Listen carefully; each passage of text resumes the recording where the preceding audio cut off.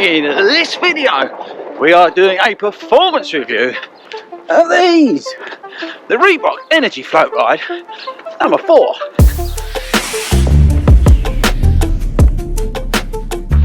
Good morning and welcome to a very early start, and it's freezing. There's a reason why I don't usually come out this early in the morning. Look, gloves, snowed, although I'm already getting warm and they might have to come off in a bit. But yeah, early start day, busy, and I'm out here doing 5 miles, and I thought it would be the perfect run to catch up with the Energy Floatride 4, because this is the basic sort of distance I've been using it up to. So if you don't seen the video, check it out. I did on the Floatride 4. I would say it's probably, if not the best value daily trainer of 2022. But in this video, I wanted to let you know how I've been getting on with it, where I've been using it, and that kind of stuff. So we better get stuck in. So I'll put some stats and features and things up on the screen, but the main stat that you really need to care about is 75 quid. And that's on the Reebok website, people. If you get a code, you can pick this shoe up for like 50, 60 quid, which is insane when you think about it. The main changes to this shoe versus number 3 is the upper. I would say the improvements are welcome, and they've not ruined it. They've not done what everyone else has done this year and stuck a really thick upper on it and ruined the shoe.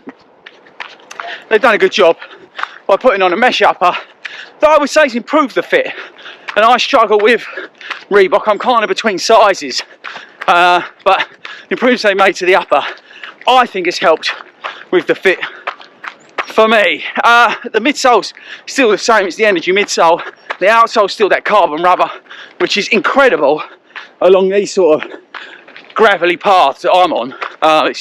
It's really, really good, and the wear and tear is incredible on these shoes. So again, for a shoe that's cheap, you're going to get great value in terms of wear and tear on the shoe. I think that's probably it in terms of the sort of stats and features.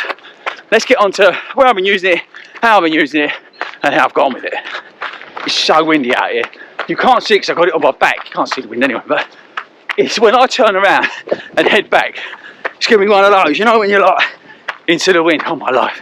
Anyway, hopefully I'll get rid of this stuff because I'm starting to get warm.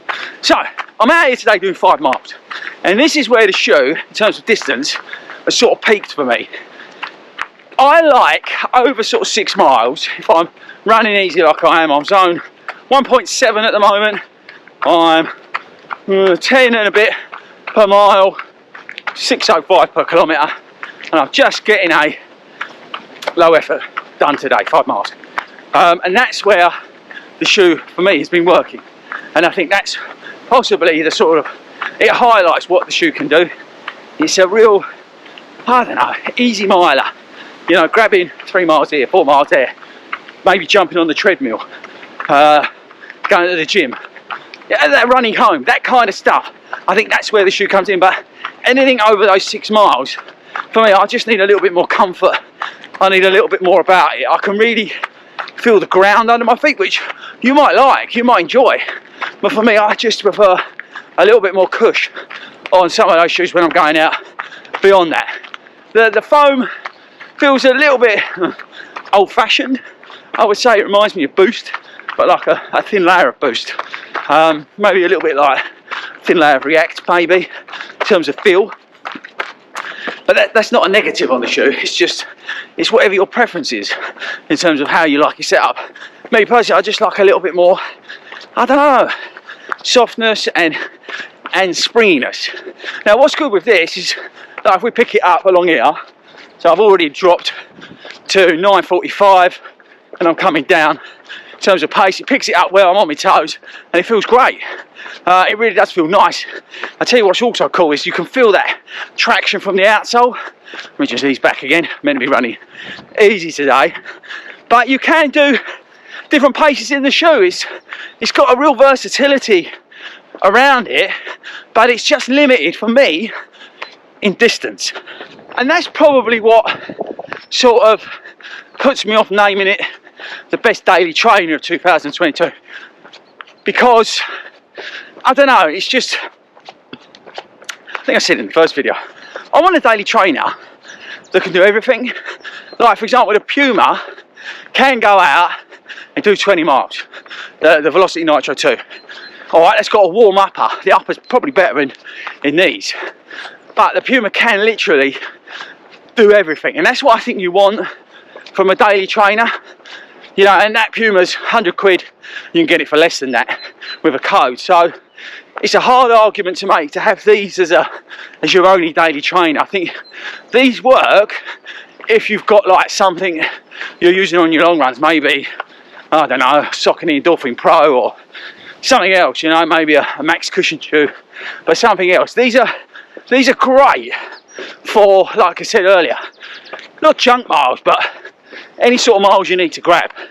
That's where the shoe really does come into its own. So bottom line, can I recommend the shoe? 100% yes.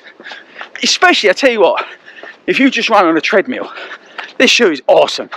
Absolutely awesome on the treadmill, because you get that bounce off the treadmill as well. So you get a little bit of cush. I think that for a treadmill, these things are awesome. But also, like I said, daily miles, maybe you'll catch the 5k in, maybe you're just park running, whatever, this shoe will do it all. Starting out in running, perfect, that kind of thing. It's when you go, maybe you widen your network, you widen your reach in terms of what you're doing with your running, that's probably when you need to look outside of it. So yes, 100% recommend it. I've been really, really impressed with it, like I was with version 3. There's just no reason to doubt why people love this shoe so much. As an everyday runner, it really does tick a lot of boxes, and yeah, you know, I can't recommend it enough really. At that value point, it's incredible how they can make shoes this cheap in the current climate. Defies logic, but there you go. So it's pretty unanimous. That's right, that's my breakfast. The Energy Floatride number 4, really, honestly, if you're looking for a, you know, decent daily trainer that ain't going to break the bank, then grab the Energy Floatride number 4. Right, okay, I've got about a mile and a half left, so I'll catch you guys on the next video. Laters.